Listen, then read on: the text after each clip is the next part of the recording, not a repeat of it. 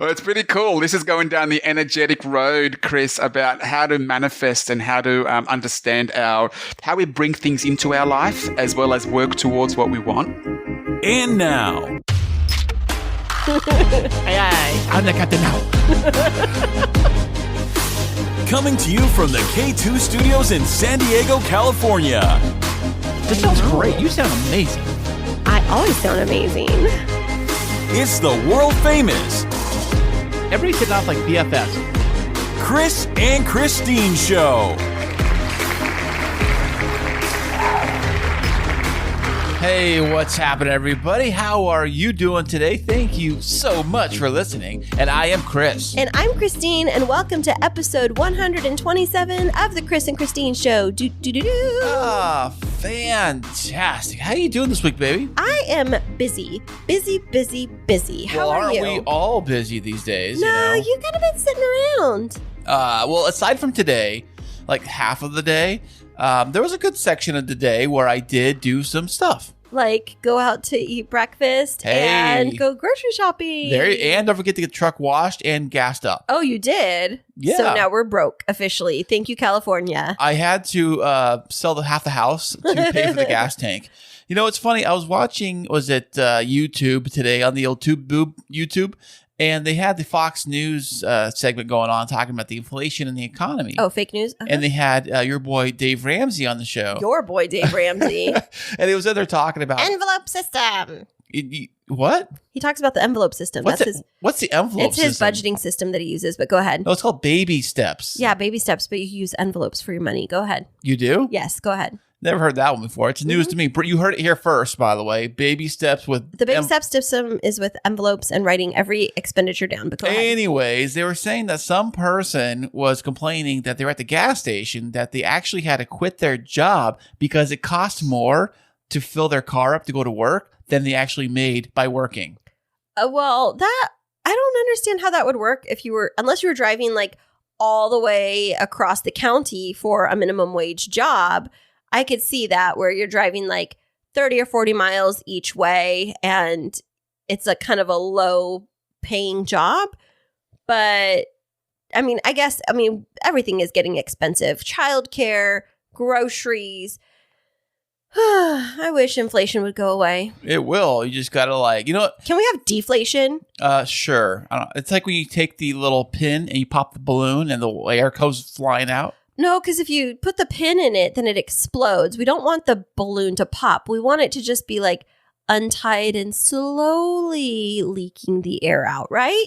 You know, speaking of like bursting bubbles and things of that sort, the economy for the housing market, everyone keeps saying that the housing bubble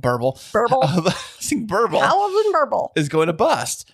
And what does that mean? The housing bubble is going to bust? Well, the problem is, what happened in 2008, 2009 was that people were borrowing money that they didn't really have. They were getting approved for loans they really shouldn't have.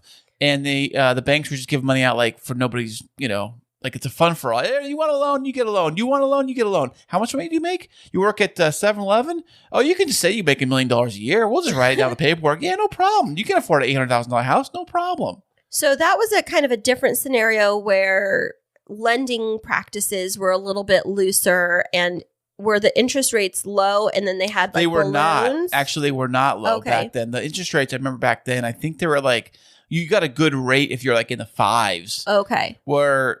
Well, up until recently, in the 3s seemed about the norm. Okay. Now they're like reaching back into the 5s. That's crazy. So you do a lot of research in terms of reading different articles and watching videos about like from different economists, like businessy kind of people. What is your prediction about what's going to happen over the next 24 months in the housing market?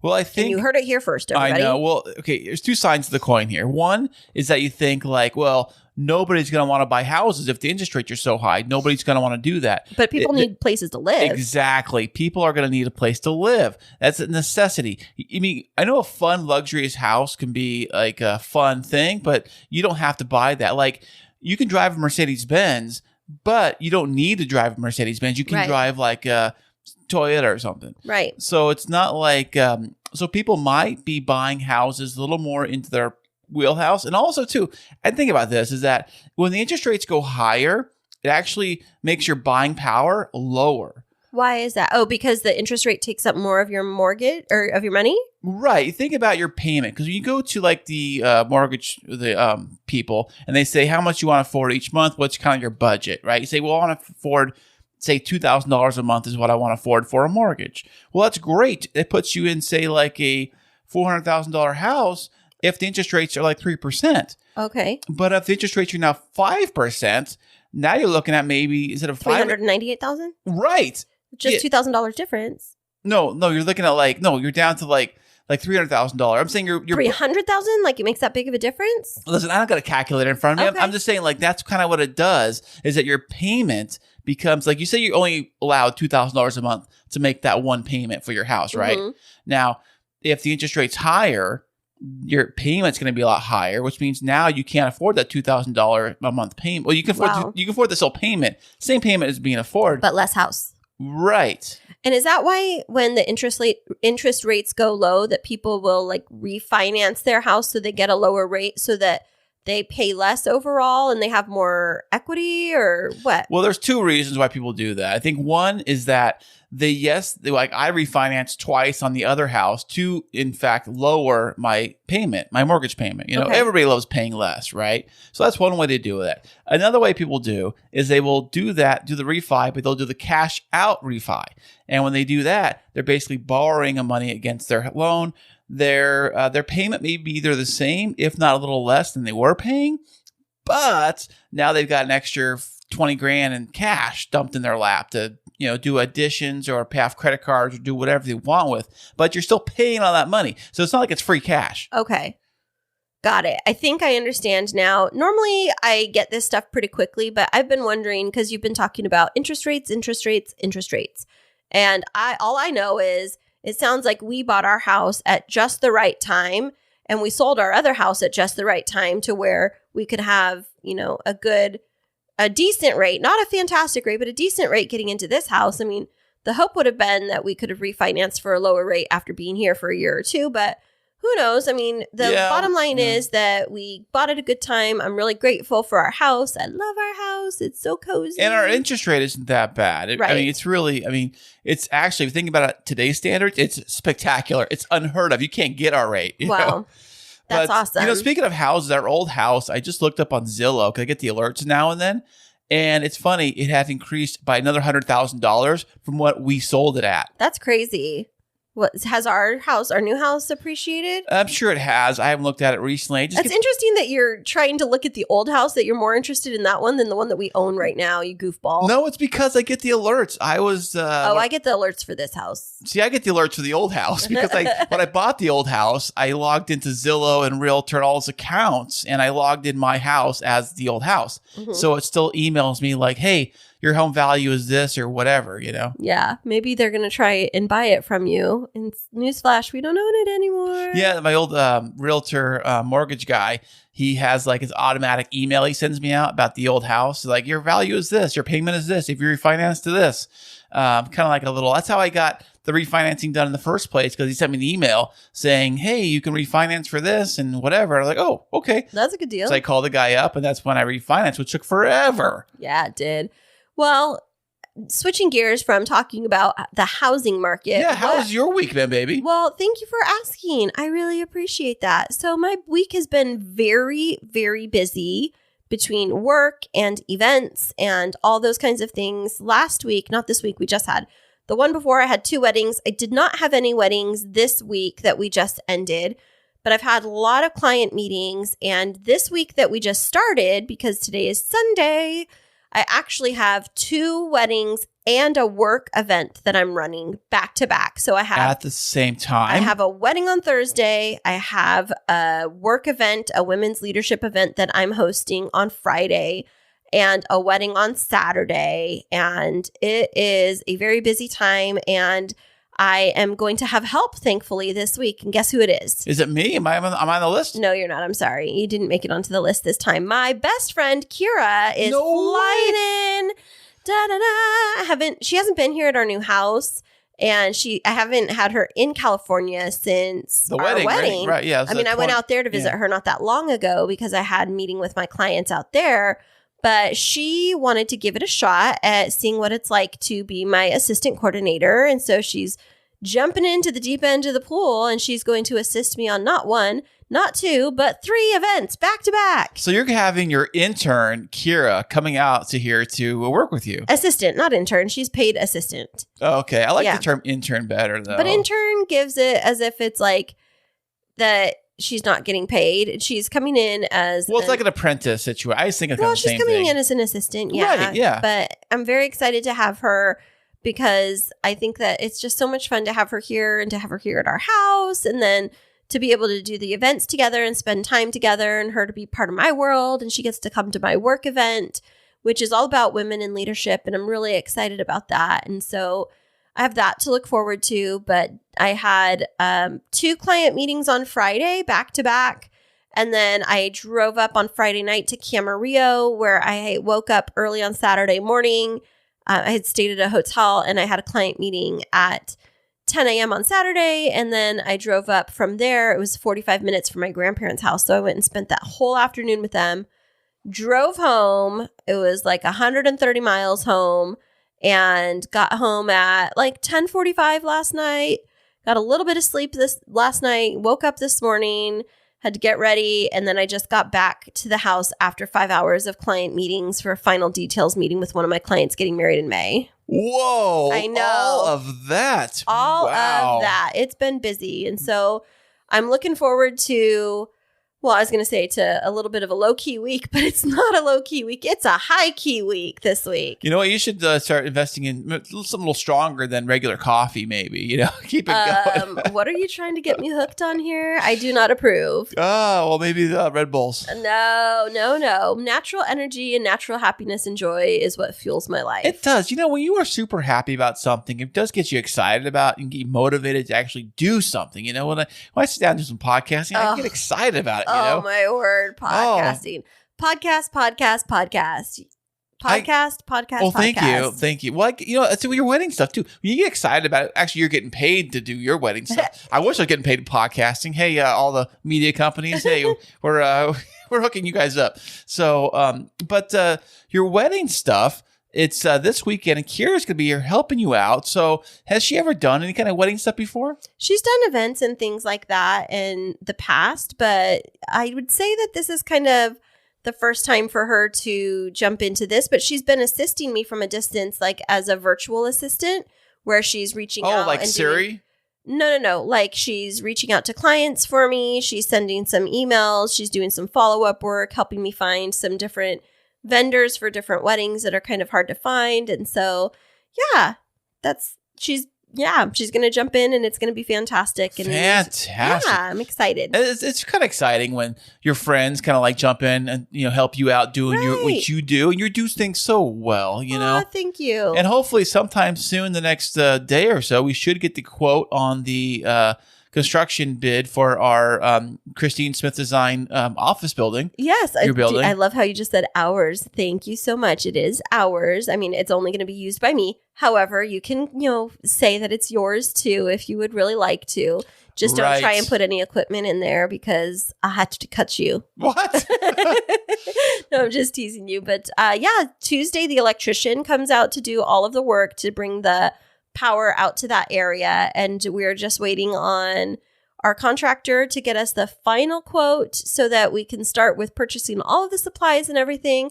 And they say once they get going, it only takes them 2 weeks. So I have a huge... Isn't that funny? That's like a running line in the joke in the movie The Money Pit. They said, how long is it going to take? 2 weeks. 2 weeks. You got the whole house is like in shambles. They got like holes in the walls, and the walls are knocked down. 2 weeks. Oh, gee, thanks. Well, I think that the one thing that will take us a little bit of time is once we get all of the specifications, I have to get online and order the specialized air conditioning unit and the little, it's called CoolBot that goes with it.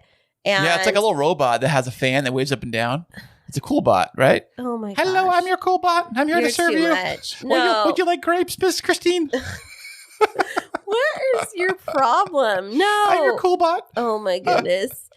You're my cool husband. I know, huh? Or you're my hot hubby. Oh, so maybe yeah. maybe you're my hot bot. Yeah, definitely. Hey, speaking of hot, also the weather was like rainy and cold. You're such and a squirrel today. All of a sudden, it flipped into this hot, like summer weather. Well, what it was happened? hot, and then it got cold and rainy, and now it's hot again. So, yeah, it's definitely going back and forth. But on that note, I'm excited to hopefully have my floral cooler built soon because I have some big weddings coming up, and I definitely need that cooling unit in place because it's going to get hot here in El Cajon soon. Hey, I was a question about that, about the actual cooler thing. How many flowers can you keep in there, and how long will they last?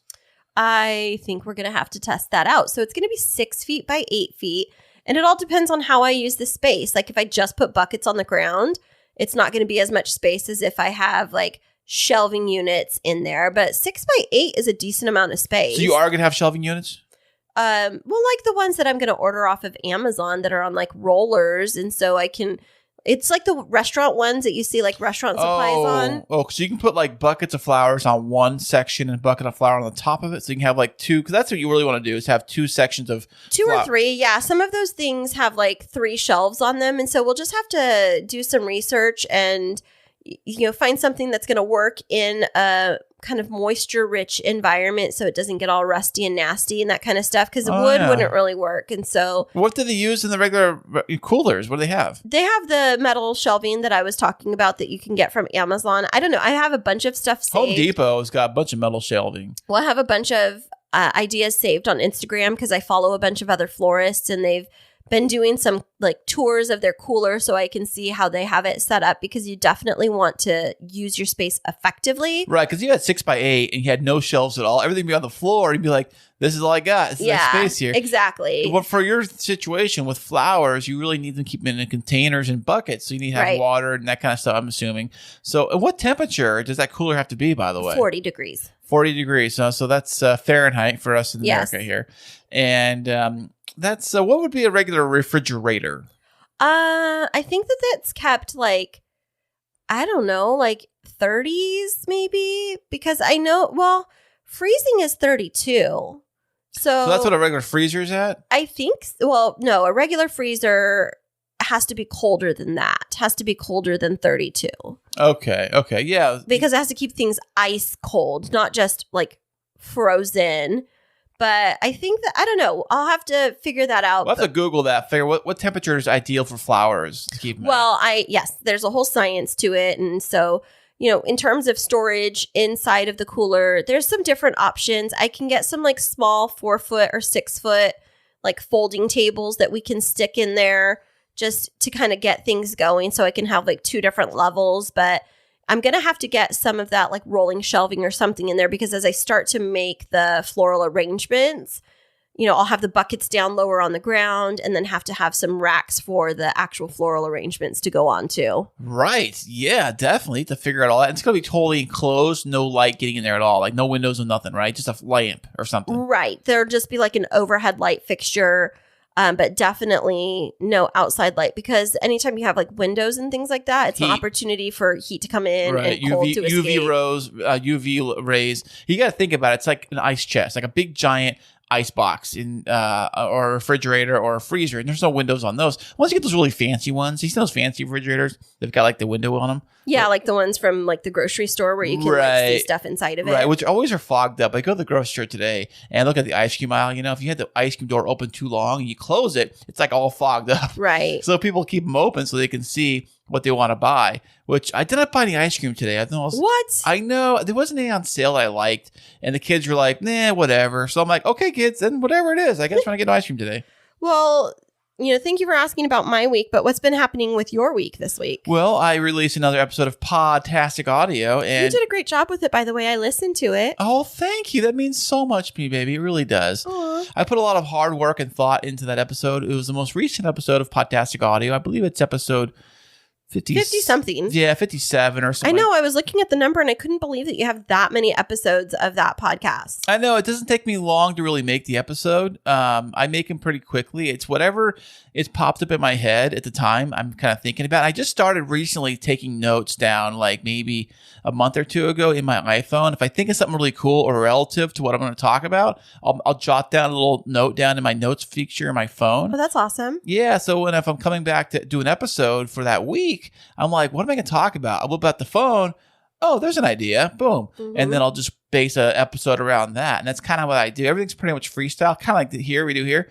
But I just have these notes to kind of think of things. So when I do want to do an episode, it's ready to go. Oh, well, that's really good. And so you got that episode out. Anything else interesting happened this week? I had to go back to work. Oh, gosh. I was on vacation last week. This week was the first week back to work. And they changed so much stuff at work. It's I hate going back to work, and it's always like, go back to work. But when you go back to work and they change everything on you, you're really confused, and you're really trying to figure stuff out. So they put a whole new computer system in at the loading terminal. Completely new system, completely new menu. They've got people there from out of town, like all week long, like walking everybody through the problems, trying to walk everybody through how to load on the new system.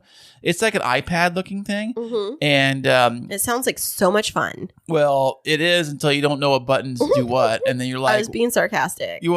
It says follow the instructions. Well, I'm following the instructions, but I'm getting stuck in this little loop. It says, okay, you didn't do this right. Like in your computer, when it says enter password and you enter your password in and you're like, it says re-enter the password. It's not correct. You're like, yes, it is.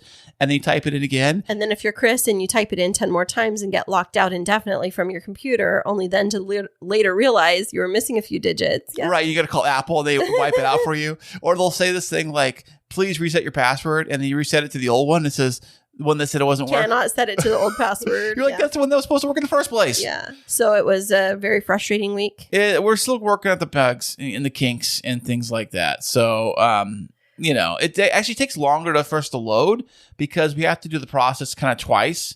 It's kind of confusing. Like you set everything up once and then you have to check it and then set up again and then load it. Oh, wow.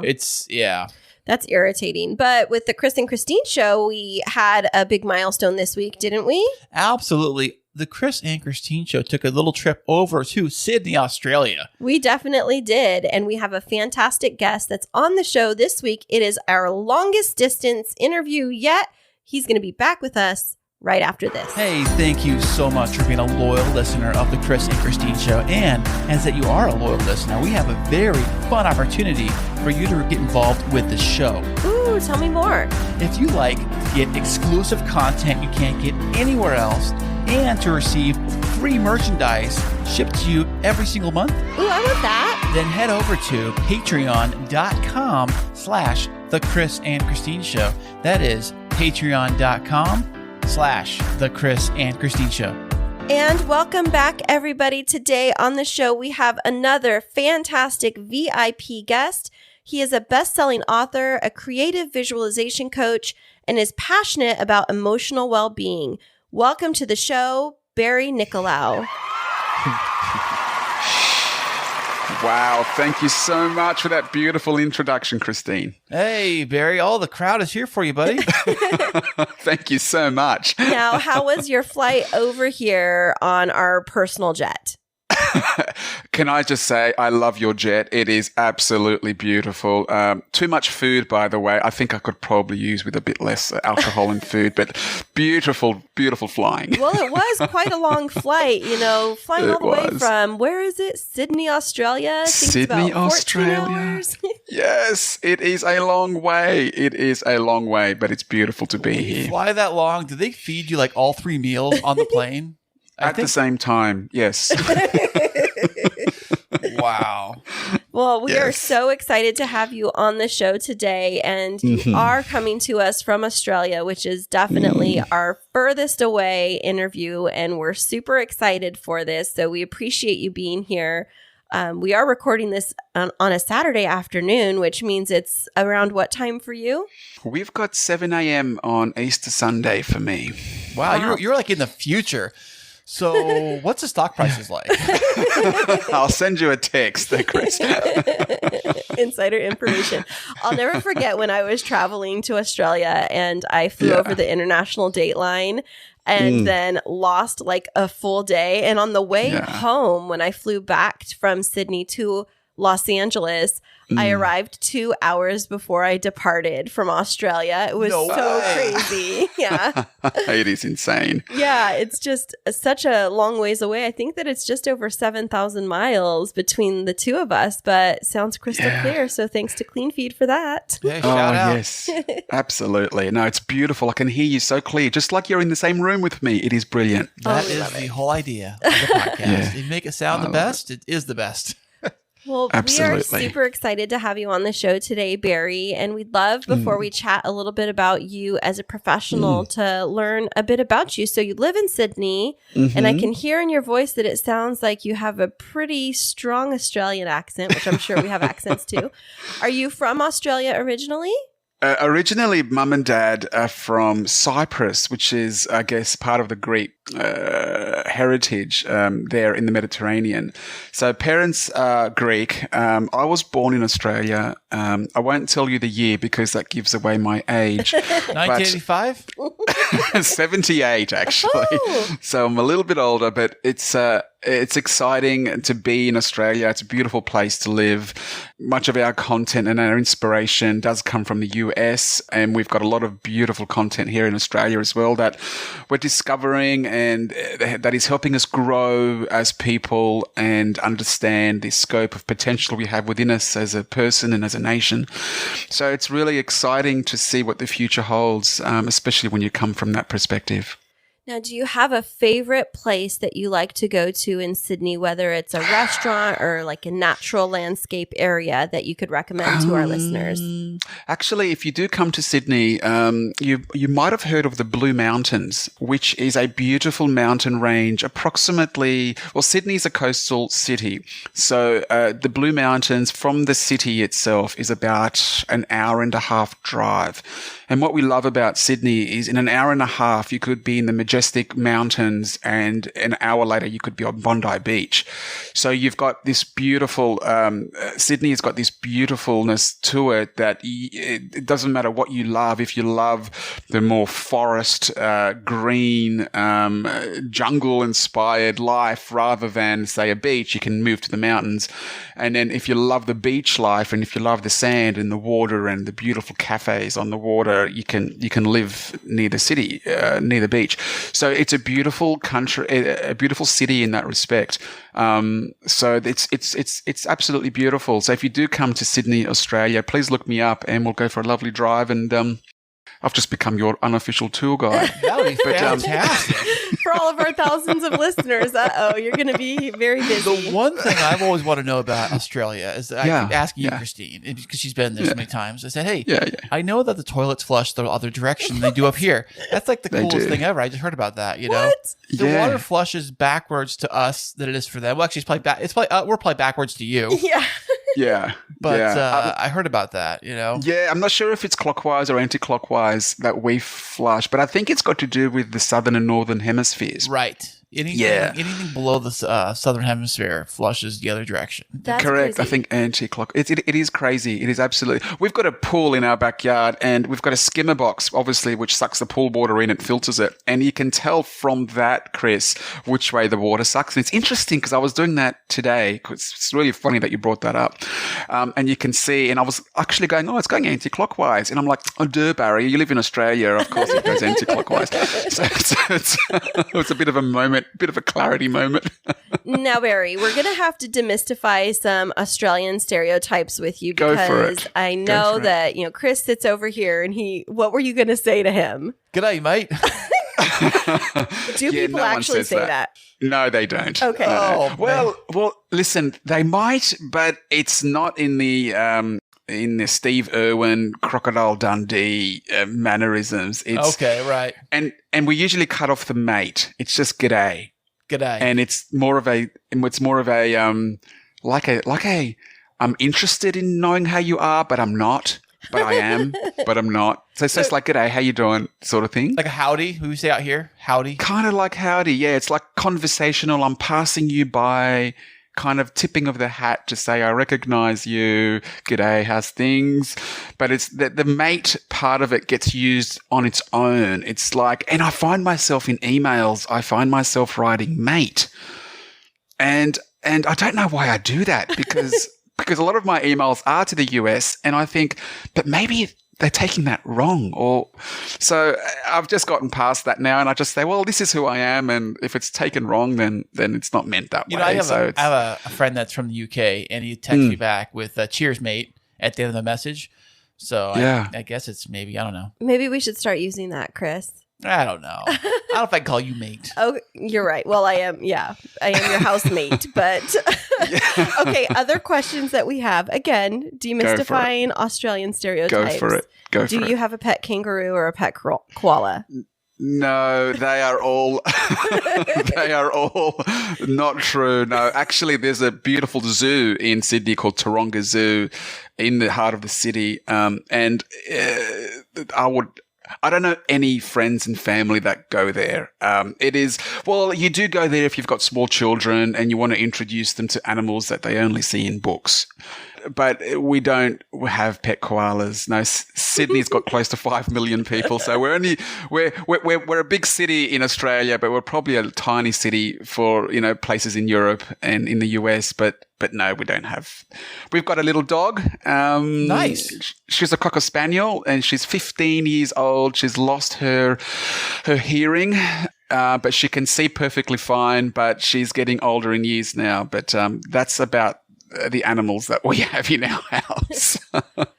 Well, so, yeah. We appreciate you demystifying that for our guests because, no problem. Whenever you're in the United States, I find that so many people, like we have a lot of different cultures here within our country, which keeps a lot of people from traveling to actually explore other areas and demystify I'm one stereotypes. of them, I think, actually.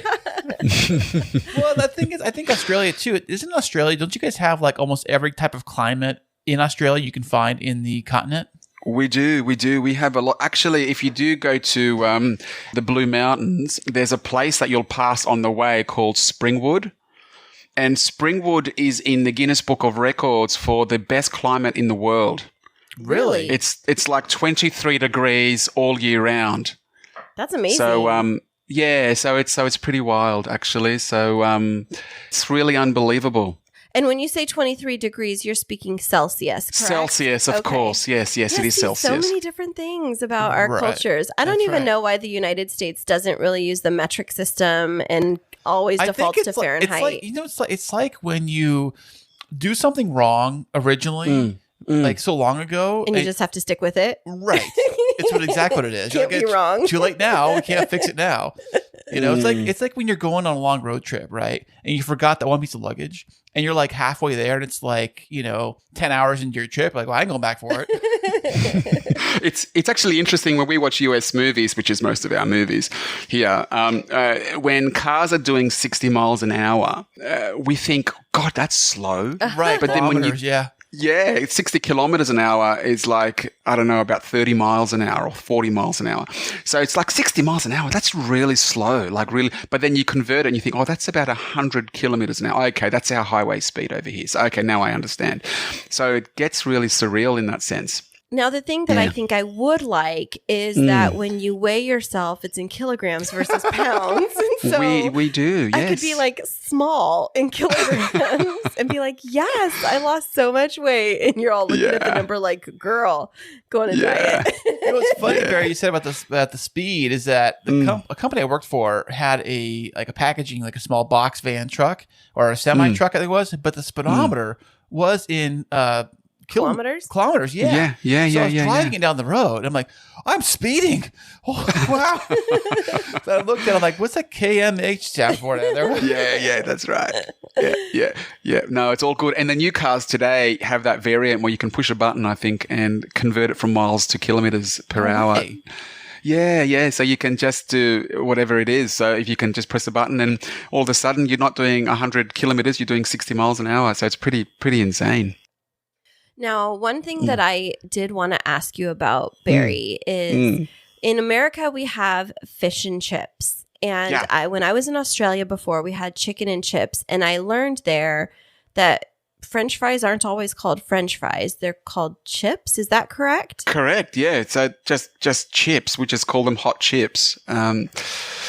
Absolutely. So French fries is a very formal term. If we go to McDonald's or if we go to the local takeaway shop that has burgers and what have you, we ask for a large, small or medium chips. We don't actually ask for French fries. It's assumed that if you want chips that you want French fries.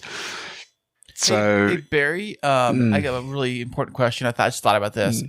We have a San Diego fair here in town every summer when outside of COVID, when COVID's not here, and they have all kinds of food vendors. And one of the most popular food vendors they have is called the Australian beer battered potatoes. Do you guys have those? The Australian, we just have beer battered potatoes. We don't have the Australian ones. Well, obviously, I guess they would call local ones, really. Of course. I'm just being facetious. I'm so sorry, Chris. Yeah, absolutely. We love our potatoes here, and it's really interesting, right? Because Australia, in essence, is a multicultural society. So if you look back a couple of hundred years ago, we were getting a lot of there was the English migrants that were coming, and Australia was a penal colony. So it was it was a massive jail, if you think about it in that sense. And over the 70s and 80s and 90s, obviously there was this huge intake of migration from all over Europe, from the US, from New Zealand, from Asia, that came to Australia and that started a life here. And you get a lot of Greeks, Italians, Middle Eastern nationalities that all wanted to leave their hometown for whatever reason. And Australia was saying, well, no, come here and make a life for yourself. So here in Australia, we've got so many different nationalities, and funny enough, working under a democratic government where we have to have a lot of tolerance because there are different, what's the word I'm looking for? Behaviors from different nationalities that people bring home from their homelands. So over here, we've got quite a large tolerance of respecting people's beliefs, religious beliefs, traditional beliefs, and just being open to people practicing what they truly loved. Obviously, that's done under democratic law in Australia as well. It's like when you're in Rome, you do as the Romans do. It's sort of thing. So you can't just do whatever you want, but there's a healthy respect for if you are Asian and that's what you practice, then that's what you practice. If you are Greek, and to give you an example, Greek Orthodox Easter is next week. It's not this week. So we celebrate the following week according to the old Orthodox calendar. And it's interesting. We've got a day off at work. I've got a day off at work. I've taken a day just to say I'm celebrating this specific Easter break because I've grown up that way. I respect it. I respect the tradition. And it's interesting, a lot of the churches, the Greek churches in Australia as well, like there's a church about 5 kilometers from me. And, it's very much down that road. Like you go to church at midnight mass and there's literally like 1,000 people at midnight celebrating the 3 days where, Christ was dead and then Christ rose. So we have this tradition and we're all there at midnight. And at the stroke of midnight, there is a candle inside the church that gets lit. And then that candle passes around from person to person to person, and everyone outside the church has this candle that's lit. And the candle signifies the spreading of the news of that Christ has risen. Oh, that's really neat. Yeah, it's really cool. So it's like it comes from the church. It comes from, and if you look at like 2,000 years ago and how Easter actually came about and how we respect the traditions today, it's like one person told the other person, no, his body is not in the tomb anymore. He has risen. And we signify that in this candle burning scenario where one person lights a candle from the middle of the church, from the holy candle, and then everyone just lights from that one candle. All of a sudden, within 10 minutes, 1,000 people have their candles lit. Oh, fantastic. So it's really, really cool. It's really cool in that instance. So, so it's, I guess, getting back to it, Australia has all these nationalities and all these, traditions that are converging into one big multicultural society. It's challenging at times because different beliefs go head to head with other different beliefs. So I think globally and nationally here in Australia, the big word is tolerance and accepting people for how they've been brought up and what their true beliefs are. And I think when arrogance kicks into play, I think that's when you start to have problems. But so far, we're a society that functions really, really well, respecting different people's traditions and religions and being at a state of peace and love with most of it. Well, I love hearing that. And in your voice, you just sound like such a genuine and positive person. And reading about your professional background, it makes me wonder a bit about your upbringing and your educational background that led you to your current career path. Yeah, absolutely. Well, how long do you have? This is a little bit of a long story, but I'll shorten it for us. What was the year? It was 2015, and I was in the shoe industry, like selling shoes. And I was driving to an appointment with a customer, right? And I got a phone call in the car, and my customer said to me, "Barry, I'm running a little bit late. Can you delay me an hour?" And I said, "No problem. I can do that." So what happened, and Kristine, this is going to sound wild, but every word of it is true. Okay. So I've gone past thinking, how does this sound and how does this care? Because every word of it is true. My car felt like it steered itself inside this beautifully appointed cemetery. And a cemetery, like a graveyard. Like a graveyard. Dead people are. Yes, where dead people are buried. Yes.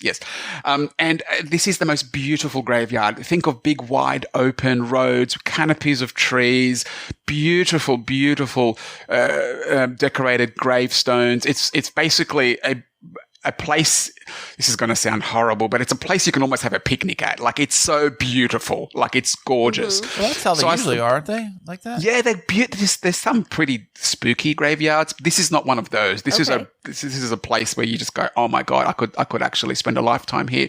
Pardon the pun. And you basically, I got out of the car and I started walking amongst these graves.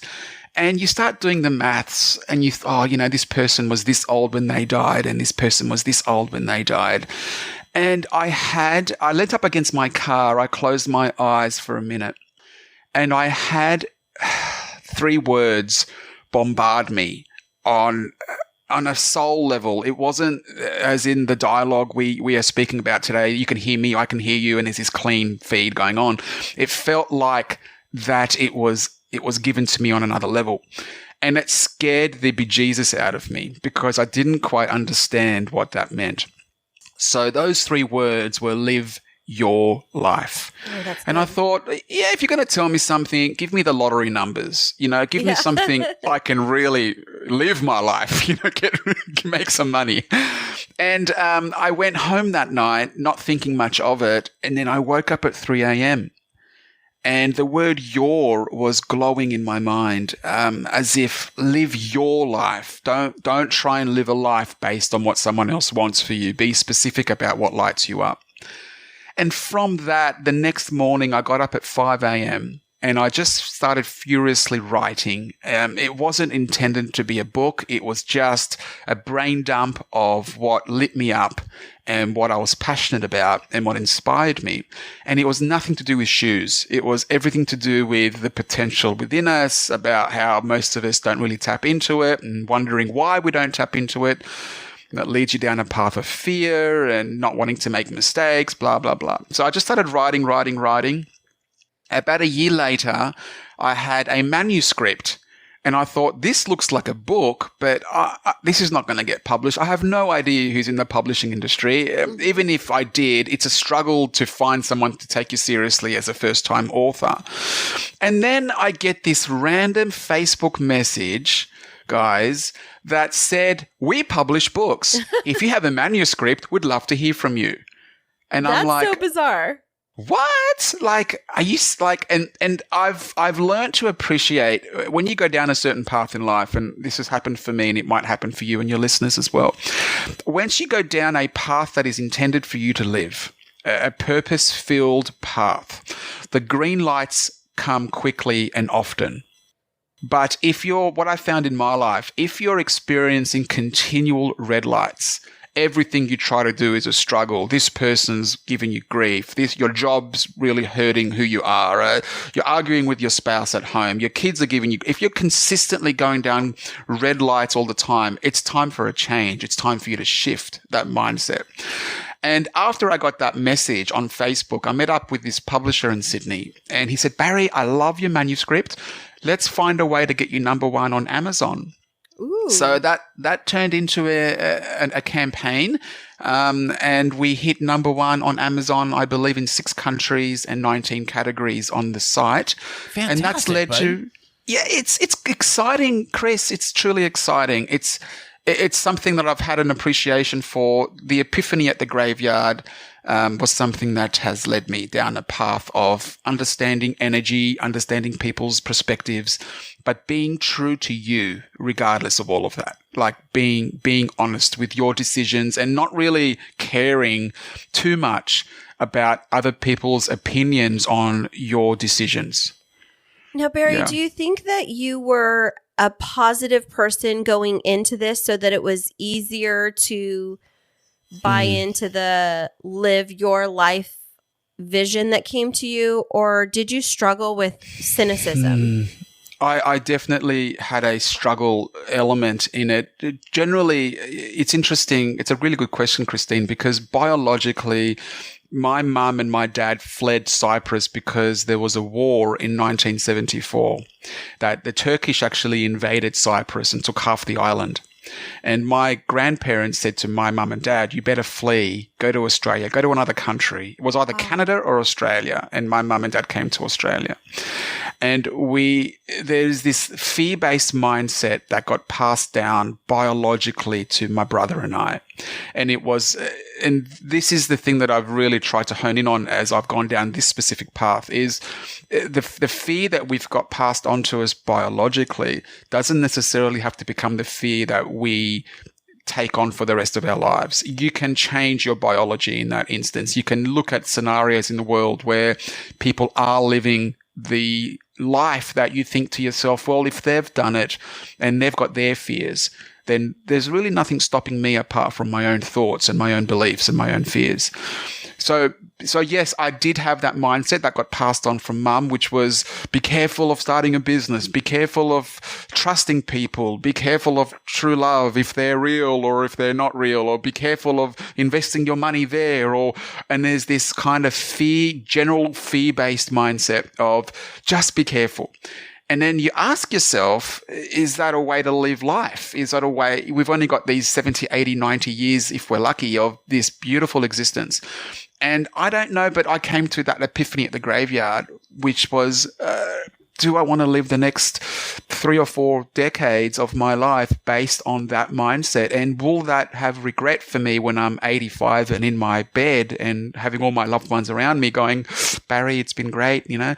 And yes, it would lead to regret if I was having that mindset all the way. So I just started to change and shift my mindset gradually.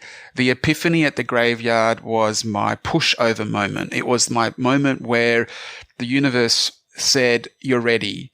Now I need you to go down this path, which was the book or whatever it is. And that's when it happened. And I feel, Kristine, when people are at the precipice of making a choice, there are subtle hints.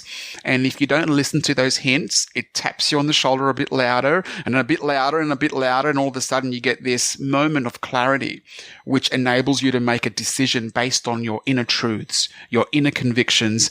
And you're not necessarily making decisions anymore based on what everyone else thinks you should do. You're making decisions based on what's real and true for you, and you're not necessarily giving a lot of credo or weight to other people's opinions. Hey, you're just Barry, saying, yeah. What do you say? You said something about your 4 ways you can achieve your desires, and something about apple pie in the mix. What's up with that? Well, it's pretty cool. This is going down the energetic road, Chris, about how to manifest and how to understand how we bring things into our life as well as work towards what we want. So we use at my talks in Sydney, I'm speaking in about 3 weeks' time at our biggest wellbeing expo here in Sydney.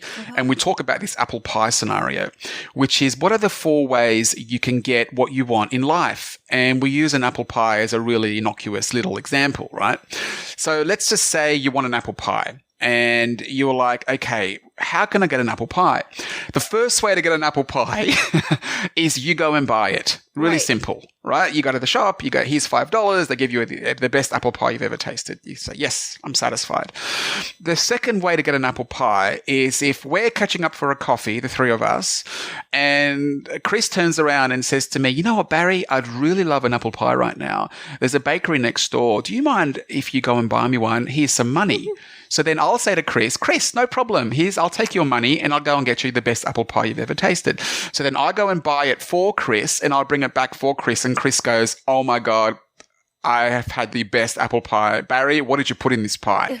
So that is the second way. So someone goes and gets it for you, right? And that's like a business having employees, and the employees do the work as well as you do the work. So you've got people working on behalf of you. So other people are actually helping you grow. So that's the second way to get an apple pie. Someone goes and gets it. The third way to get an apple pie is if the 3 of us are catching up and someone walks in the front door and they say, excuse me, everyone, we just have a small announcement to make. We sell apple pies and we've got a truck outside. And then Kris looks at me like, oh my God, Barry, I was just craving this apple pie. And they've walked in the door. That's alignment. That's manifestation. That's getting to a scenario where you have the apple pie on your mind and it shows up for you. That's the third way. And we have you had the scenario of thinking about a person and then they phone? Yes. Or, I'm just thinking about something and all of a sudden it comes into your experience. Yes. It happens a lot on like social media, but I think they're just tracking us with that. I think, yeah. So take the social media scenario out of the equation. Just suspend that for a few minutes. Let's just talk about life. Is there a scenario where you've gone, well, that's a bit of a coincidence, or that's a bit of a, and those scenarios for me happen so often, it is ridiculous. So I just give a small prayer of thanks now. And I just said, I've noticed it. There's this feeling inside of me that I've become very, very attuned with. So for me, it's getting to a scenario where the apple pie can come to you. Your business can work, but it's up to you to align yourself without resistance to that idea of whatever that is. Now, the fourth way to get the apple pie, I believe human beings are going in this direction, but we're not there yet, which is instant manifestation, which is you put your hand in front of you, you think about an apple pie, and it manifests in your hand with a cherry on top. I do it all the time at the casino. I'm like, win, I'll have win, to come win. with you next time. It doesn't quite work though very well, but I try. No, it doesn't. No, I was wondering, Barry, because Kris and I have talked about this before, and I will tell him, oh, I'm manifesting that in my life. And he's made comments about, well, I manifest things or I try to manifest things, but all that comes back to me is like bad stuff. And then we have this conversation around like negativity. I tend to be a pretty positive person and try to align myself with that. And Kris is giving me the eyes right now because I've been a little bit grumpy this week. But he does say that he has, tried to have good things in his life, but it seems like only bad things come. So for the people that are in that mindset of, I don't understand why continuously negative things happen to me in my life when I'm just trying to get good things to happen. What would you say to that person? This is going to be a very long answer. I'm going to try and shorten it though. First of all, I've got a PDF that I'd love to send you for free if you're open to it, which is about attracting law of attraction possibilities. If you're open to it, and if you're open to the PDF, I'll send it. It's only a 1-pager. If you'd like to spread it to your listeners, please do. It's all for free. So that's a 6-step process of how to make things happen. But to answer Kris's conundrum, the best way to think about this is when you try to do something and your effort is in the attempt, you're really putting out the signal of not having it. You're not actually putting up the signal of the particular thing that you want. So let's just use an innocuous example. Let's let's just say, and I've had this happen to me last week with one of my clients. They've said, Barry, I've always been broke. I've always had no money. I want money. I don't want to feel broke. I don't want the feeling of having no security. I don't want that. I don't want going out with friends and thinking, should I buy that? Can I afford that? I don't want to go out and have dinner and look at the menu and then look at the prices and go, can I afford this dish? I don't want that. I don't want the feeling. And they went on for about half an hour about what they don't want. And the very important thing to figure out here, and just to be the observer and just think about what's going on, is that the more and more and more that we talk about what we don't want, the less time we're talking about what we actually do want. That's, I think, inherent to our species biologically. It's like we always talk about things that we do not want to happen. I don't want illness. I don't want to be broke. I don't want divorce. I don't want this. And the universe doesn't hear no. It doesn't hear I don't. It doesn't hear I don't want that to happen. It doesn't hear that. It just takes the essence of what you're explaining and gives more of that back to you. So for a person that says, I don't want to be broke, where's the actual expression is on broke. I don't want cancer. I don't want, my friend's got cancer. I don't want cancer. The actual expression is on cancer. It is not on I don't want. So we have to get really, really specific about what we do want. So how do you reword broke and how do you reword, for example, illness, right? So you get to a stage where you go, right, I want abundance in all forms. I want abundance financially, I want abundance with health, and I want abundance with love. And I reckon that those moments, when they happen for me, they're going to feel really good. Let's lose ourselves in how that's going to feel like. Oh, if I have abundance in finances, that means I'll be driving that. And that means I'll be living there. And that means I'll be able to help that charity. And that means I'll be able to buy that, which means I'll be able to help that person out. Wow, that sounds fantastic. I'm getting goosebumps right now thinking about how I'm going to actually feel when I get financial abundance flowing in my life. And it's the same with sickness. You know, you don't necessarily emphasize on the illness, but you emphasize on the health.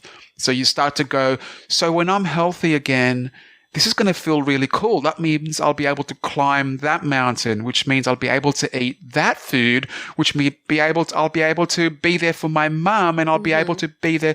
And you start going down a very different path. I love that example that you're sharing, and I don't mean to interrupt, but I think please go for it. What's hit up in my head is, Kris, if I think about our most frequent conversations, the thing that you have mentioned to me that you feel that you are most scarce in your life in is time.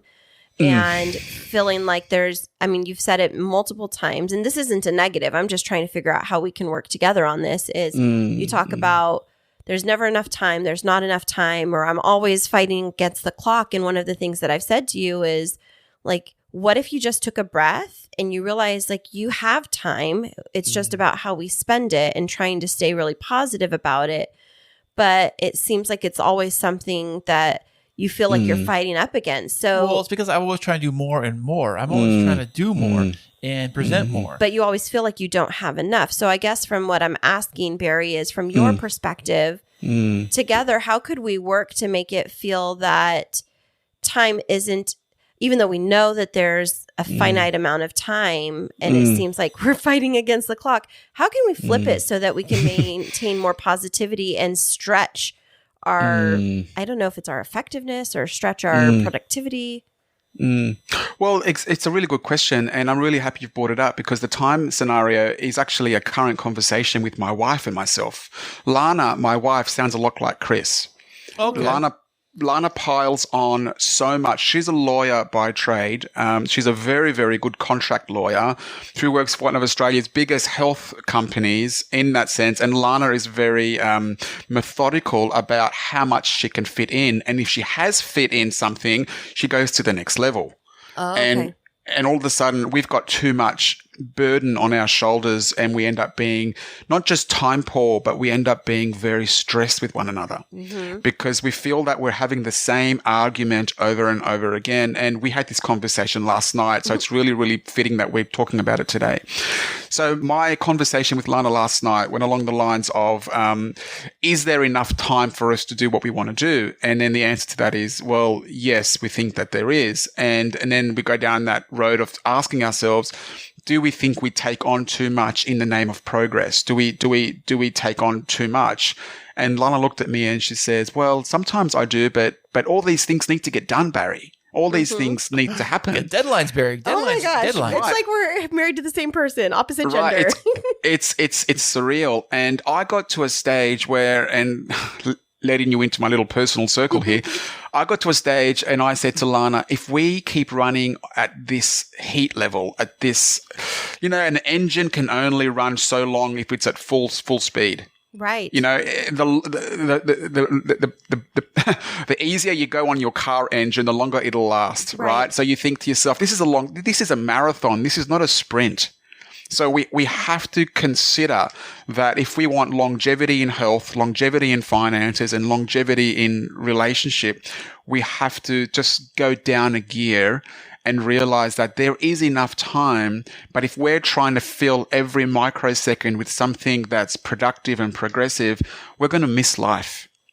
And life's going to feel like one big chore. It's going to feel like one big routine. And then that's when people tend to say, life's gone really quick. Right. Oh, the last 10 years have flown, Barry. They've just gone so fast. It's because you filled every minute in the name of productivity. And I get it. Like, we're married 17 years this year. I know how Lana thinks. I get it. There are things that need to be done. But if we don't take some time to just do nothing and just be with each other's conversation, I'll tell you what tends to happen with us. We lose the connection between us. We lose the love that drew us closer. We lose that because we're doing so much. And I know you can argue and say, well, we're doing it because we do love each other, and we're doing it because we want our lives to kind of continue on and to continue upwards and forwards. And that's all great. That's all true. But I don't think life was meant to be lived at this sort of speed.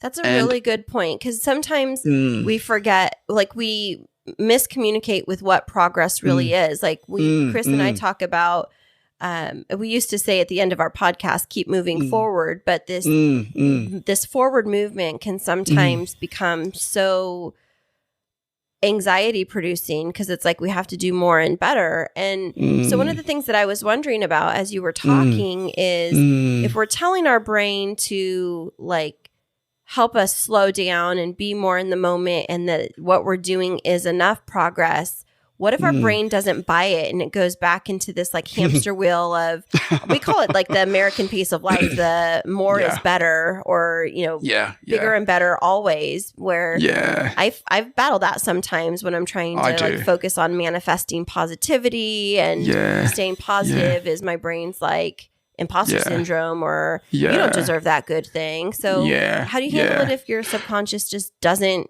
get on board with you? Yeah, and this happens to me all the time. I'm so happy you've raised it, Kristine. It happens, when, let's just have a quick scenario. Let's just say you're catching up with friends for dinner. And let's say that you're in a situation where your friends are rallying around you because you've just gone through a very hard situation, whatever that is. You've lost your job, or you've gone through a separation, or whatever. And let's say everyone rallies around you and they all say to you, you can get back on your feet. We're here for you. We're supporting you. Yes, anything you need, finances, emotional health, whatever. We're here for you. We're here for you. We're here for you. Yes, that business you've always wanted to try. This is the time to try it. Start that podcast show, do this and do that, or whatever it is. And everyone's like, yeah. And you're feeling the energy, and you're like, going, yeah, this feels great. And then you leave that dinner scenario and you're driving home in the car. And you get home, you put your key in the door of your place, you brush your teeth, you go to bed, you look at the ceiling, and a part of your subconscious mind doesn't believe that you can do it. You were excited at dinner, the juices were flowing, the energy was really high, everyone was excited for you, your support network is there, it felt great.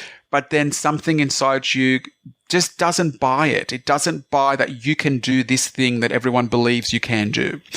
The subconscious mind will buy that belief. It won't buy the belief at dinner. It'll buy the belief of you can't do it, because that's how you truly feel. Now, when you're in front of other people, you have a mask on, we're at dinner, we're entertaining, you're drinking, there's this bravado, there's this kind of like, yeah, I'll be okay, I'll get over this hardship and whatever. But deep inside, we're really questioning whether we will. So that's the true conversation. That's the real conversation. And you can't really fool the universe. You can't say, well, if I think this way, then I'll get it. It's not that. You will always receive 100% of the time your deepest beliefs about anything. Yeah. Barry, how does social media play into all of that? When you see all of these people wishing these great, grand things on social media, or they don't understand. Flashy, They don't understand material possessions ends up being a part of how we view our success and how we view our self-worth in life. But it is not the core founding principle of your self-worth. It is not having, $1 million in the bank that you can access, or whatever it is, or you can access, you're driving this, or you live there. And then you look at people that have that. Like Jim Carrey is a great example. Like, he gets to a stage in his life where he's like, I have enough. Right. I want to go in the wilderness and draw on a canvas, and I feel at tune with God. I feel in tune with nature. I feel in tune with my spirituality. I feel in tune with who I actually was born to be. I'm done with all that acting stuff. And he got to a level where he's actually being honest about it, and he's appreciating who he is. And I think that's the key. You've got to get to a place in your life where social media, or you recognize that it actually numbs you to your creative potential inside. It numbs you to, let's take your attention off your life, Barry, and let's put it on what Instagram's doing and the 1,000 people you've got on Instagram. Or let's look at what Facebook's doing, or let's look at what LinkedIn is doing, or let's look at what TikTok is doing. And what all those things do, and I truly believe this, is it takes you away from the core reasoning and working on your own life, on what you want, what you're true to, who you believe you are inside of yourself when no one else is in the room.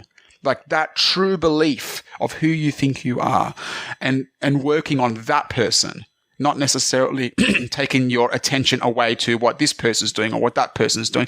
And we all kind of hear the stories, guys. Like, half of it's not even real. Like the scenarios of people always being on holiday and having expensive cars, and having a lot of the times behind that is not glamorous. It's a hard work to make that image look so polished, and it is high not credit card debts. Yes, they're living on credit. Absolutely. You don't see that. That's not mentioned in the Instagram post. It's not mentioned that there's a $17,000 credit card debt.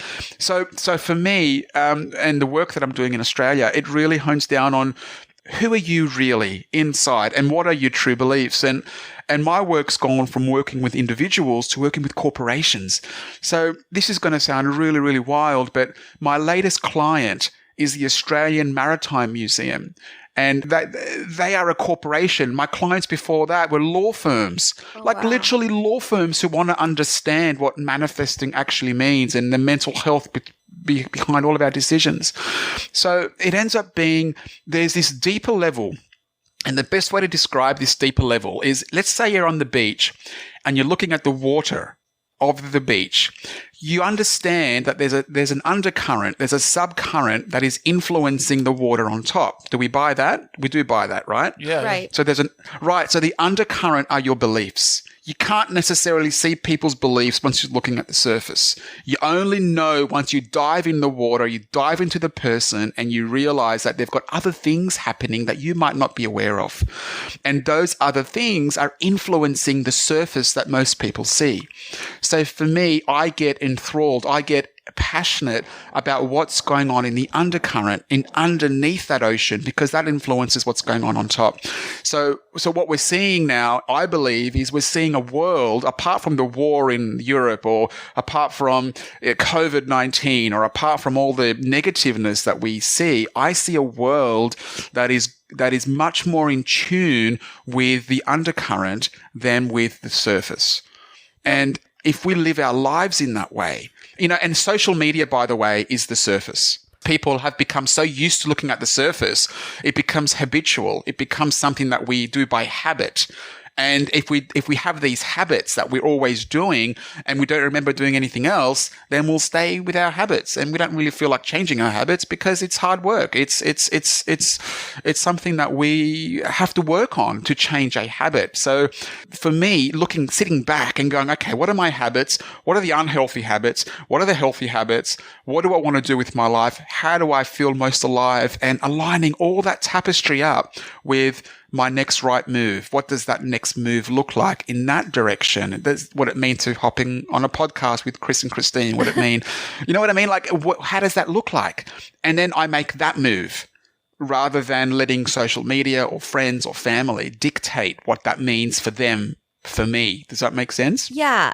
Now, where I get confused, though, is when I'm looking at social media and through this concept of manifestation or manifesting, I get confused between I'm trying to articulate this correctly. So in the United States, we refer to this like the Pollyanna mentality, like the person that's always. I think you always refer I refer to it, but I'm saying like it's because Pollyanna is a U.S. movie. I've never seen it, by the way. But always being positive, almost to the point of being naive, and where that is different from manifesting, because walking around all day and being positive and almost like as if nothing bad in the world can happen. It's like, oh, I stubbed my toe. That felt good. Hooray for me. I broke 5 bones. Let's go to the hospital. Major surgery? Oh, boy. That is such rubbish, isn't it? But how is that different from manifesting? Because it seems like it's like if you go too far, it's just like when people can become addicted to drugs or other things. I've heard of this like toxic positivity where you really can't acknowledge that there's really bad things, and it gets to the point of kind of discounting the struggles that other people are going through. And I've seen it on like televangelists on TV where it's like if you're going through a hard time, it's because, you haven't been trusting God, and call in right now and pledge $10,000 to show that you're just $10,000 to show that you're putting on that. Yeah, putting your trust elsewhere. And so I think that like, can you talk through that whole dynamic? Because I think it's really weird. It is weird. And can I just say, I think there is a sensationalist idea of manifesting that makes a lot of money for a lot of people. And I don't believe that that's the core founding principle of what like attract like actually means. So to give you a quick example of how it works and how I believe the holistic version of manifesting works. I got mentioned in the Oprah magazine, I believe it was 3 years ago, and it was this specific story that got picked up, which I'll tell you about now. So essentially, this is how manifesting, this was my first experience with understanding manifesting. And from that, everything in my life has taken the same road. So I got, we have a Jeep, a car, which we took for a service around the corner from us. So we love our car. We keep it under warranty. We service it. So we took it to the Jeep dealership down the road from us. And the guy behind the counter said to me, Barry, this is a major service. It's going to cost you $800. We do, really big service. We do this, we do that. We change the tires, we change your air filter, the fuel filter, blah, blah, blah. It sounded like the car was going to go through a surgical operation. It was like it was going to hospital. That's the way he described it. Justifying the $800, no doubt. So anyway, I said, you know what? We take our car for service. We want it to be under warranty. Here it is. Call me when the car's finished. So I hop on the courtesy bus, which goes into town. And as I go into town with my phone and my keys, I pass this homeless man who's sitting on the floor. Now, this guy has been there for years. I've seen him there. He sits in the same spot. And this time he had a dog. And the dog had no teeth. So you can just imagine what the dog's been eating, right? With this homeless man. And I had $35 cash in my pocket. I had a 20, a 10, and a 5. And I said, you know what? Whatever I pull out, I'm going to give this guy.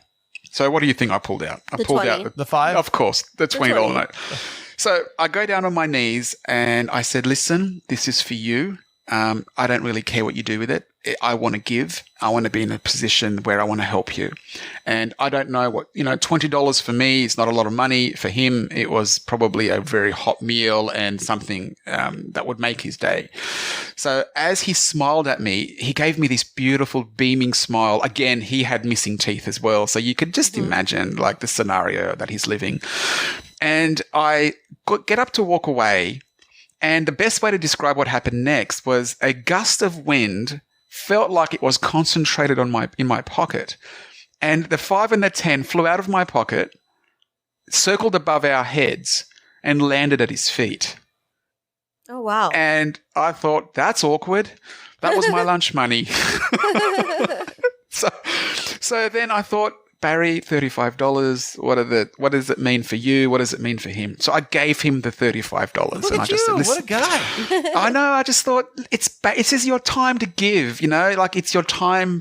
So anyway, I got up and walked away. The smile on his face was like Christmas.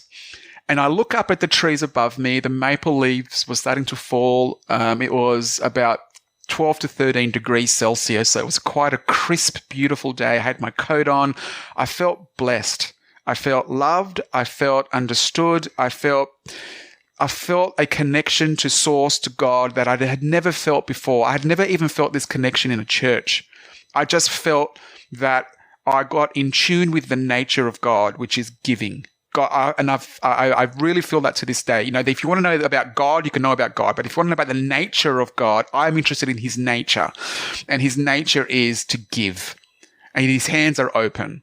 Right. And that's how I felt. I felt like I was in his, and it was only $35. I mean, it wasn't thousands of dollars. It was $35. So then, Barry, if Kris was going to finish this story, what he would say is, and then you got a call from the car dealership and they told you that it was going to cost $2,400 instead of $800. So that's the way that Kris was thinking. It. Well, I'll tell you how it finished, Kris. And this is an example of how reality will match your thoughts. And if you have sarcastic thoughts about anything, it will match it with it.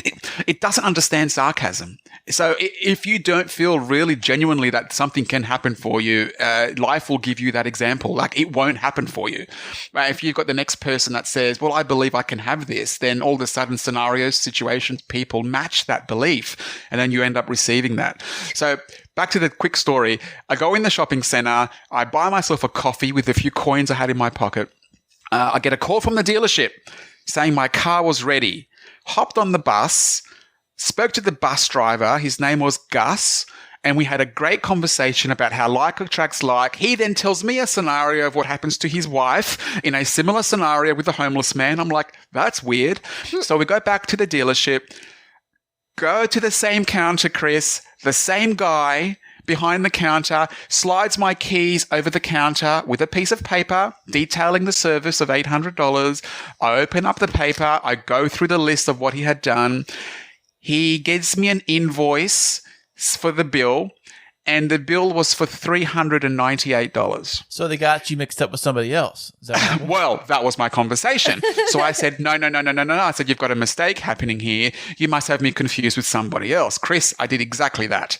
So he's like, oh, okay, I'll go and check. So he brings up the paper. He brings up my car. He said, Barry, this is really, really strange. I remember quoting you $800. The computer is charging you $398.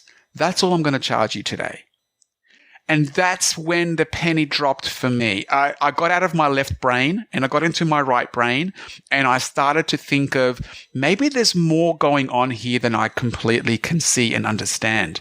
And when you're in that mindset, when you're in the mindset of maybe I don't know everything, maybe there's something that I'm still maybe humanity is at a stage where it's just about to grasp something, and I'm living in yesterday. I'm living in the way that I've always thought things.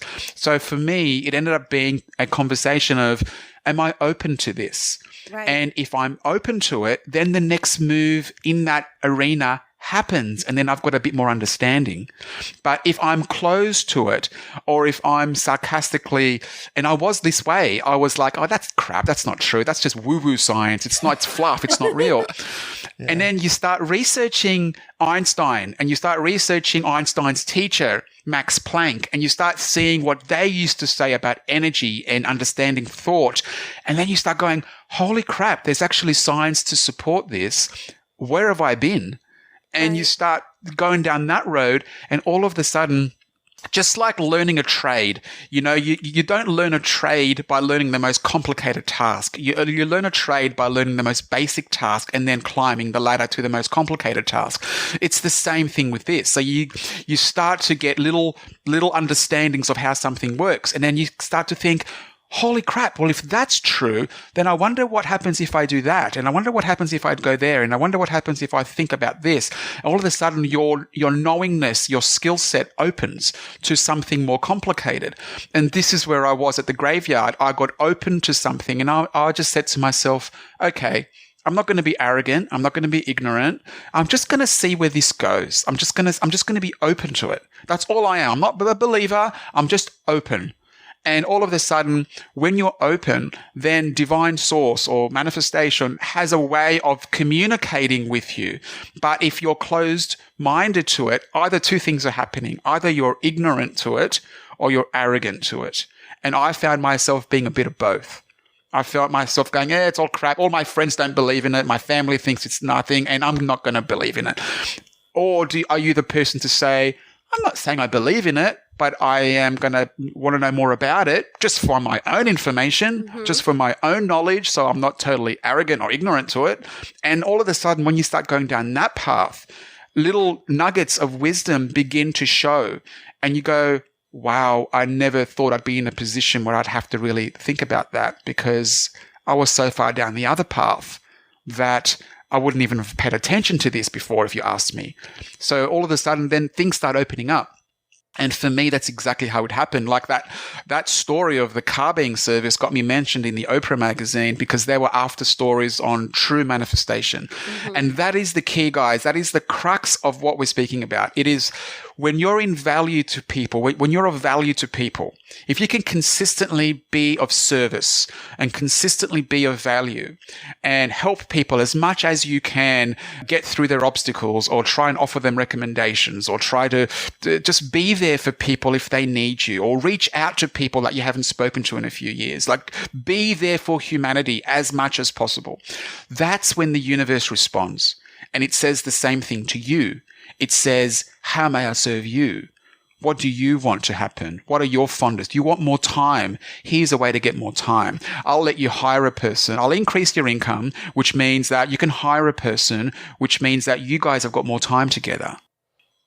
Is that a way for you to have, you know what? And that's the road you go down. That's the exciting stuff you go down, because I am sick and tired of I'm sick and tired of feeling negative. I'm sick and tired of always having the one conversation about how life sucks and how life is hurtful, or that life is negative, or people are killing each other. And I'm sick of that, because there is so much more love to speak about. But it's the moment that we stay quiet and we stop speaking about that the darkness or the negative has more power. Now, Kris, so you just started laughing when he was saying my life sucks. What was it that came up for you? Because you say I always say that all the time. You say, okay, now, are you going to get upset if I share this? Maybe I don't care. Come on now, No, don't share it. I don't want to get Kris upset. Oh, no, he's not upset. That's why I ask permission first. But when he gets really upset, what is your number one phrase that you say? Oh. What do you say? Blank my life. What do you say? F my life? F my life. F my life. And I'm like, honey, don't send that into the universe. And I was like, you have great things in your life. You have a family that loves you. You have a beautiful, we just bought our dream home in October, and it's like, oh, congrats, thank you. And we've had a lot of positive things. Our podcast is flourishing. Kris's second podcast is flourishing. My business is flourishing. We've been given a lot of opportunities. And when we go back into that, I hate my life mentality, I feel like it's just like basically saying to the world, to the universe, like, I do not appreciate all that's been given to me so far. How can I be trusted with more? You're spot on. And Kristine, sorry if I can interject. Sorry to cut you off. I get into those moments as well. I am not sitting here preaching from the top of a mountain saying I'm a guru or anything. I'm not, because I get into moments of life sucks. But what I've conditioned myself to do after I've had my little tantrum inside myself is I go to 3 default gratitude kind of thoughts. And it's really interesting because I've done a lot of research on fear and gratitude. And you can't feel fear and gratitude simultaneously. Try it. Say that again. I think we need to hear that one more time. Yeah. You cannot feel the emotions of fear and gratitude at the same time. So it's like happy and scared at the same time. It can't happen? No. As in feel full on in fear. Like if you're in a situation where, let's just use your example. Let's just say I have no time. I've got so much to do, Kristine. You don't get it. Like if things need to be done properly. I got so much stuff to do. Yeah, I've got so much stuff. Right. That is actually, if you think about where you're coming from, you're actually coming from fear of not having enough time. How can you be in a situation where you're grateful for the beautiful home you purchased in October when you're in that I don't have enough time? If you look at the undercurrent, again, getting back to the water, the undercurrent, the surface might say no time. The undercurrent is fear. The fear of no time. So you think to yourself, I don't want that feeling anymore. Life is abundant we've got time. We have got time. When people on their deathbeds, they have no time. Right. We've got time. So it's just about reorienting our time. So for me, when I get into my life sucks, I go, holy crap, like I've got a roof over my head. We live in a beautiful part of Sydney, very beautiful part of Sydney. And I look at people and I go, are there people in the world that don't have a roof above their heads? Absolutely. Look at the 4.5 million refugees that have left Ukraine right now. They don't have a roof above their heads, right? Have I got some money in the bank? Yeah, I've got a little bit of money in the bank, enough to keep my family and to invest a bit and do this and that. Yeah, are there people in the world that don't have enough money in the bank? Yeah, there are. So, okay, I'm grateful for that. What about health? What about other people? Do I know people that aren't well? And I would say, yeah, I actually do know right now someone that's going through breast cancer, right? So I think, my wife is healthy. Like, oh my God, thank you so much for Lana being healthy. There are people at our age that do have illness in their body as part of getting older. And we're not in that camp. So God, thank you so much. I'm in that sense of gratitude. When I start really getting deep into those feelings of thank you for the money, thank you for the opportunities, thank you for the house, and thank you for the health, I then go, well, those things that I was worried about, no time, that's actually nonsense. I actually have the time if I want to make it. It's just that I probably put too much on my plate. So what are the C priorities? My A priorities, my B priorities, I have to do those things. But what are the C priorities? The C priorities are A, B, and C, and D. Okay, I could probably leave those to next week. And as long as the A priorities get done and the B priorities get done, then the C priorities can wait. And that's how I've lived my life. Lana, my wife, is just grasping that notion now. She would like A, B, C, D, E, F, G to be done today. Yeah. I'm like, holy crap! Like we're not meant to operate at that level. And if we do, I'm letting you know, stress will cause illness in the body. So we've got to just be really careful here, because there's no point getting to our ideal life or where we're comfortable for then stress to raise its head and then let it manifest in the body as some sort of horrible illness that we'll have to get through. So for me, bringing myself back to gratitude and joy for what I've already got, that is heaps compared to other people in the world. I almost dissolve a lot of the fear that goes around having not enough time. So that's how I operate with it. I often go to gratitude as like a flip mechanism for me. I go, okay, Baz, this is what you do now. Let's think about the things that you're truly, truly grateful for. So the way I do that is I have a gratitude journal, and I write every night about the things that went really well that day, and about the things of the challenges that I had that day as well. Like, I'm grateful for the challenges in one respect because they're helping me grow. Right. Like, how else do I learn if I don't go through these obstacles that I hate or these obstacles that cause me pain? There's no other way to live life as opposed to living and learning and growing by going through the hard times. Right. And, Yeah. that's where we're going through right now. It's that people are ignoring and they're circumvening the hard times because they want to get to the good stuff. Right. But what they don't realize is that the current challenge you've got on your plate right now, Kris, Kristine, myself, whoever is listening, the current challenge that we've got on our plates that we're really struggling with is a tailored learning lesson for us individually. Now, whether we fight that lesson and we say, I hate the lesson, I don't want the lesson, you don't understand, my situation is unique, I've got this going on and that going on. Yes, you can think you know, but you don't. Whether you fight it from that respect or whether you go, okay, this has been presented to me, I'm frustrated, I'm angry, life sucks, I've got good stuff going on. Is there a secret undercurrent lesson that's trying to be applied that I'm fighting or resisting? And I guarantee you guys, there is always a tailored lesson for us all to learn. It's just, do we let our ego get in the way and say, no, that's wrong, bugger it, I'm in the right, I'm not gonna accept that? Or do we go with humility and go, okay, I'm getting it. And as soon as you transcend that lesson, I promise you, you're going to be enlightened for it. You're going to say to yourself, well, the next lesson that comes up, you're going to know what to do. You're going to be in a situation where you go, okay, yep, this is like the last time. I'm going to try and understand what the lesson is here for me. I'm not going to announce it to the world. I'm just going to go through my own paces and try and understand it. And when you do that, you are thinking like God thinks. You are thinking like divine thinks. You are getting to the level where you're going, okay, I'm accepting of my current situation. What is it here to teach me? And I know all of us talk a big game about lessons and teaching, but hardly any of us actually do the math and do the work. So for me, it's understanding that if the next move makes itself known to me, that I take that next move with humility and love, even if it's painful or even if it's joyful, I take that next move. And the way that the universe works, guys, and this is a truism. Everything brings you back to a deeper understanding of love. Everything. Definitely. Everything. See, we all get to the same mountain peak. If we're all climbing a mountain together, we all arrive at the same peak. Some of us take the scenic route. Like we just circle the bottom of the mountain a few times just to make sure that it is a mountain. And then some of us are taking a more direct route to the peak. But we all arrive at the same peak. The peak is an unconditional understanding of what love actually means, which goes back to the nature of God.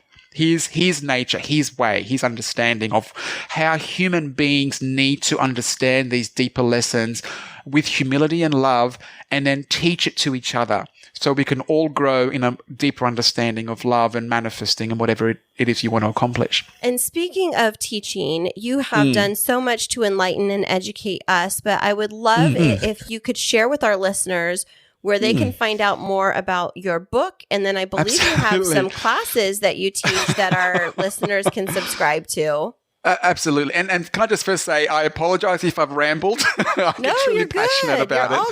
all good. But please, if you'd like to, corporate customers can go to my website. It's just barrynicolaou.com, BarryNicolaou.com. On that website as well is my book, which is called The 11 Master Secrets to Business Success and Personal Fulfillment. And that has become an e-course. So the course that we teach in that book ends up being a 60-page blueprint on you, your likes, your dislikes, your toxic people, your joyful people, people that are in your life. So you end up having a manifesting journal on who you are as a person and the desires that you want for your life. So the e-course is doing really, really well. Fantastic. So yeah, that's it. And then there's a second book in the works that should be out at Christmas, and it's exciting to be speaking about getting into a beautiful state of love and understanding. Because honestly, guys, the world needs us to be speaking about it more and more. Definitely. So, yeah. Any last words of wisdom for our listeners as we wrap it up here today, Barry? Absolutely. Just identify the next right move.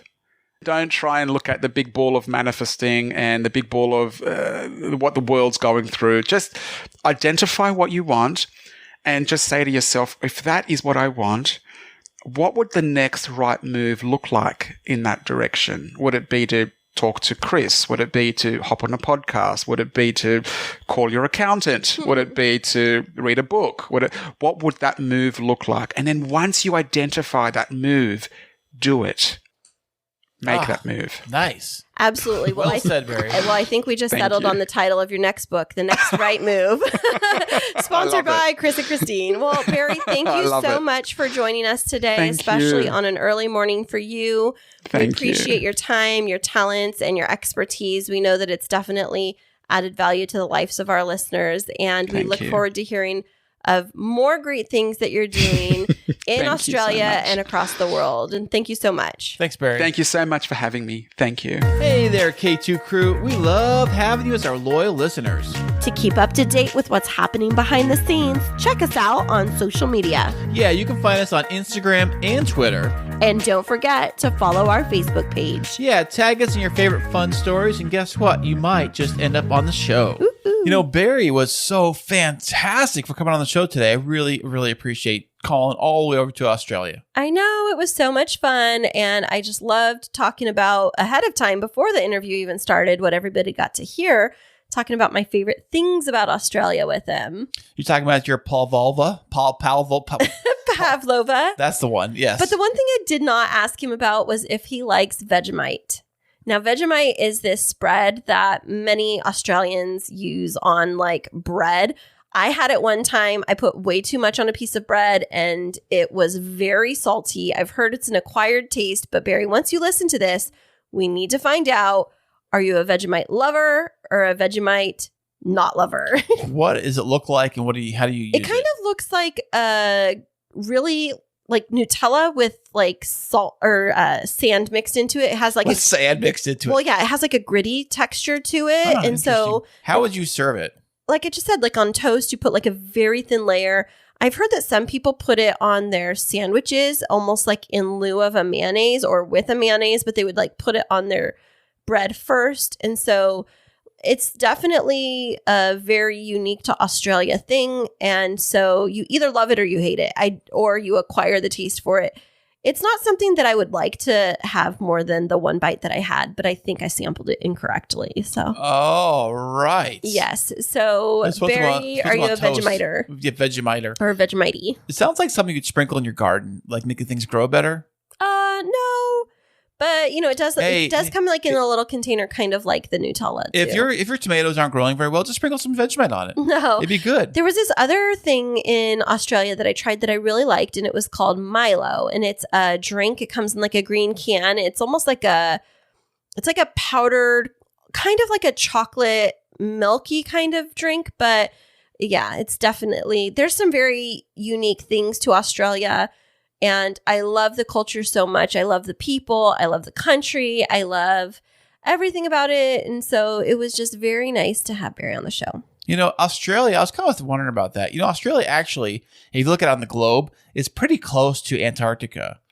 What? It is. It's like really close. It's like I wonder if there's cruises that go from Australia to Antarctica for like day trips and stuff. Day trips? No. Heck no. It's not that close. When you look at it on the globe. I saw it on the globe. It's down the bottom there.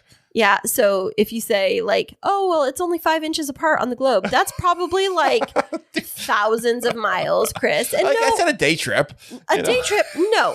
Thousands of miles. I mean, you're such a goofball. No, but what is close to Australia is Tasmania and New Zealand. New Zealand's even lower than Australia. So New Zealand is what I'm thinking of. New Zealand, they would have like a cruise ship that went from there to Antarctica for like a day trip. Because they're so close. Yeah. No, you're such a flat earther.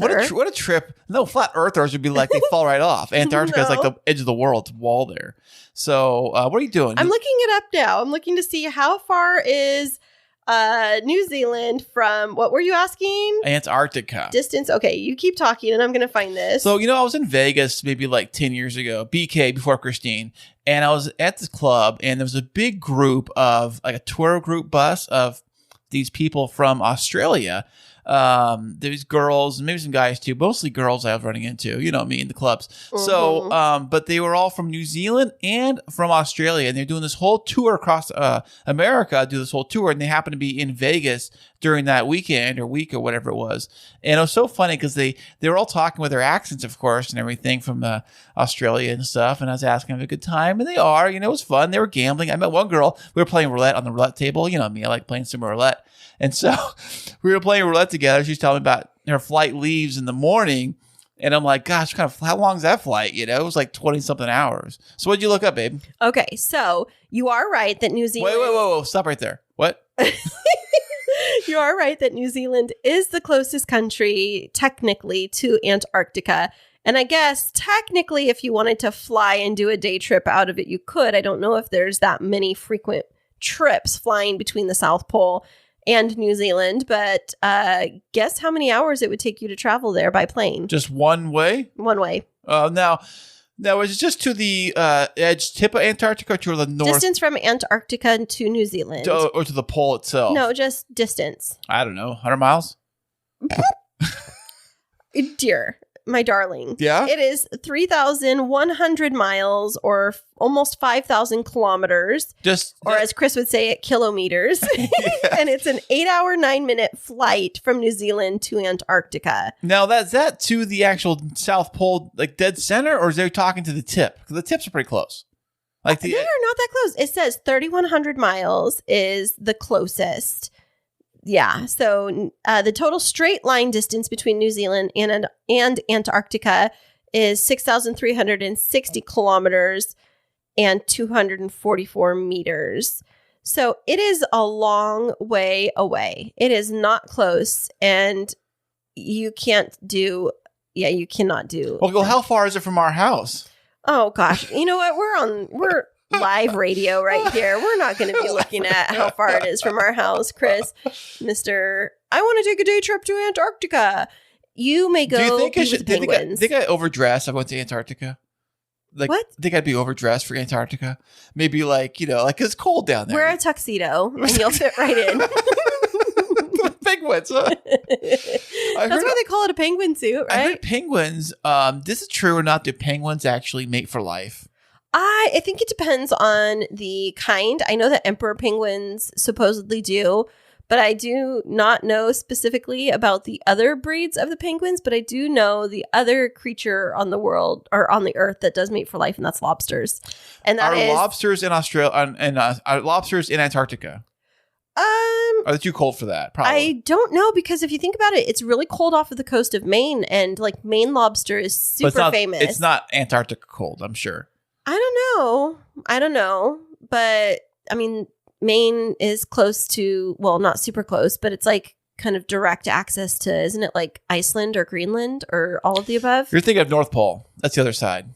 Other side of the world, baby. You know, I'm world knowledge. Maine, I said Maine. Yeah, Maine is over there by the North Pole. I'm talking about the South Pole here. I know, but I was saying that Maine is close to Iceland and Greenland, and so you would think that the waters are pretty cold going up into that area of the Atlantic. Also, where do they film like that whole Deadliest Catch show? That's off of Alaska and the Bering Strait, right between Alaska and Russia. Right, so that's got to be cold. Hey, speaking of which, how far is it from Russia to Alaska? Like that's gonna be real close. Well, right? Yeah, I mean they're reasonably close. I'll look that up in just a minute. But historically, it was said that there used to be a land archipelago or like an inlet kind of thing, a peninsula that used to connect the two. But with the waters rising and all of the different like earthquakes and things like that went away. But if you are on like the furthest tip of Alaska, it's rumored that you can see Russia. So let's take a peek. You keep talking. You know, and I'm going to find. I remember seeing this meme on Instagram or something. This is during the whole Russian war thing happening, which is, I guess, still kind of going on with the Ukraine thing. And someone's saying like, I don't care about Russia. They're so far away. And then I showed a picture of Alaska and Russia. It said how close they are. The map, it was like they're side by side. Yeah, 55 miles away. That's like the distance from here to like Escondido. If even that. Yeah, it's saying that the tip of like the actual mainland part of Alaska, because there's like little islandy types of things that are in the Bering Sea between Russia and Alaska, and that's a lot closer between Alaska and Russia. But from mainland Alaska to mainland Russia, it's 55 miles. It is very close together. Wow. Yes. Look at that. That's definitely a day trip to Russia. You know what I'm saying? Yeah. I wonder, do you think that there's a lot of like security in those waters to keep people? I mean, you think of all of the different like Coast Guard people and things like that. Do you think that they go out there and like keep from like Russian submarines coming into U.S. waters? Well, I'm sure they do. And also, you guys are to think, there's also somebody's a big deal in that close to that area. Who? Santa Claus. North no, Pole. Santa Claus is north of that. Santa Claus isn't in Russia. Maybe 50 miles. 50 miles? To the north is the North Pole. Okay, so I have to tell you something. When I was little, I used to think that like the North Pole was like in the sky. And so it was like, I would think that, oh, well, like after Santa Claus is done delivering all of his presents, he goes back into the sky, because in my mind, he flies. It was like, right? Yeah, because he flies. I was thinking like, oh, Santa Claus goes to almost like another planet, forgetting that it's just like north of here. Right. Like North County. But yeah, but further away. A little bit further north. But, you know, we have gone on lots of different tangents. I'm so glad that we can have a little geography lesson here. And we had a fantastic episode. I loved this interview so much. And high five to us, air high five, for having our furthest interview guest ever, and for it sounding fantastic, courtesy of me. Clean Feed. Oh, that Clean too. You and Clean Feed. And so thanks so much to Mark and Mark of Clean Feed for giving us great technology. This is not sponsored at all, but we do love the Clean Feed technology. And so if you're a podcaster or interested in getting into podcasting, look them up. That is correct, Mundo. And if you want to look us up, you always can go to the World Wide Web at KrisandKristineShow.com. And you can find us on social media. Definitely go to our website, though. Click on the little link that says leave us a voicemail. We love receiving all of those little voicemails. And you never know, you might just end up on the show. And until next time, we'll see you next week.